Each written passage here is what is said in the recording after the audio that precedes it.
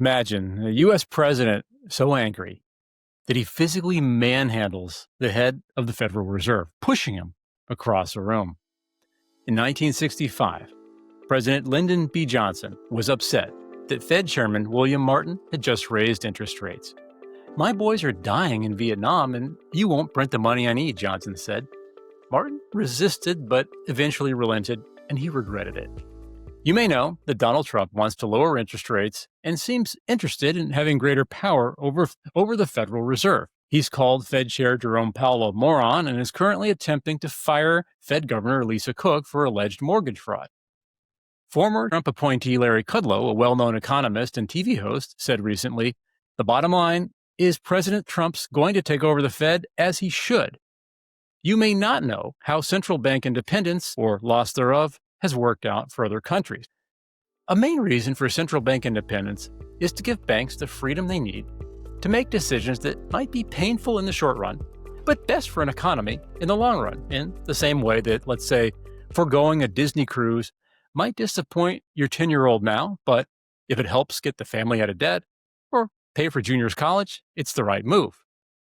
Out of roughly 195 countries in the world, 160 have central banks, and most of those are at least nominally independent, although there's some gray area.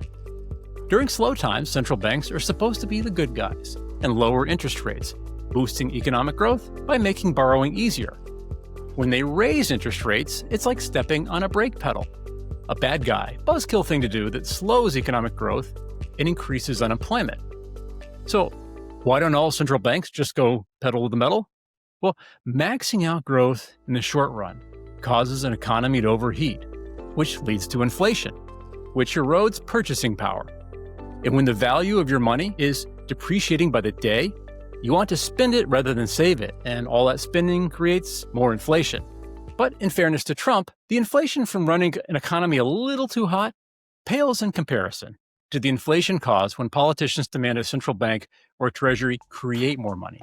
For example, the German government made its central bank print money to pay World War II reparations, and that printing created the hyperinflation of Weimar Germany.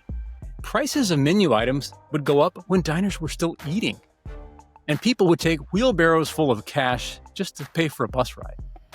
The Argentine government repeatedly made its central bank print money, leading to 3,000% inflation in 1989.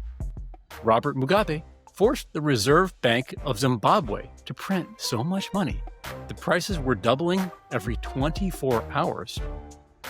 That works out to a monthly inflation of nearly 80 billion%, I believe, and a yearly inflation number that probably won't fit on a calculator.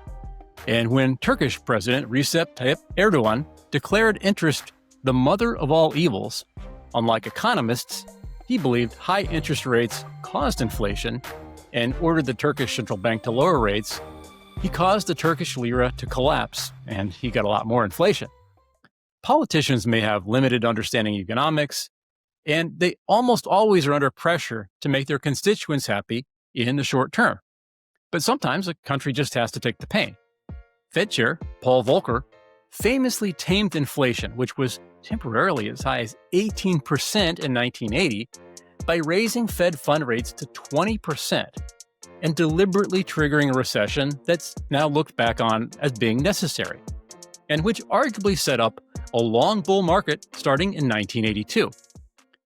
But there are some arguments against a central bank having too much independence.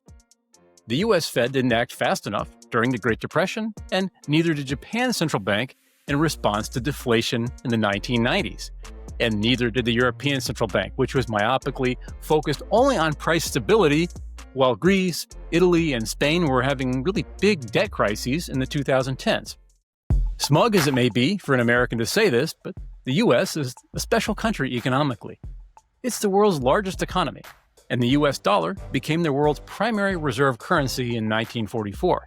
50% of international payments are done in US dollars, according to the Federal Reserve, and 60% of global bank deposits are in US dollars, and 60% of debt issued outside the US is still denominated in US dollars.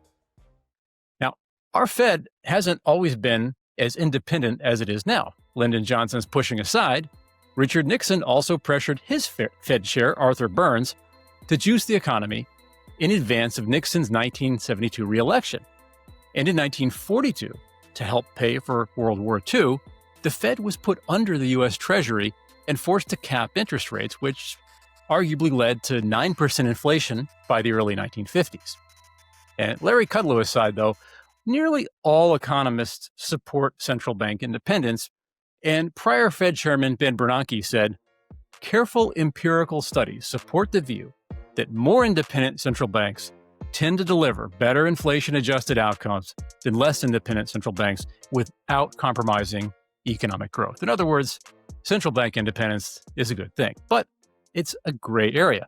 Central banks need to walk a line between being too detached, too academically or myopically focused on simple mandates, and overreacting to short-term pressures that change with each administration or the latest recession. If Larry Kudlow does have his way and Trump gains control of the Fed, some people say the dollar would collapse and interest rates would soar.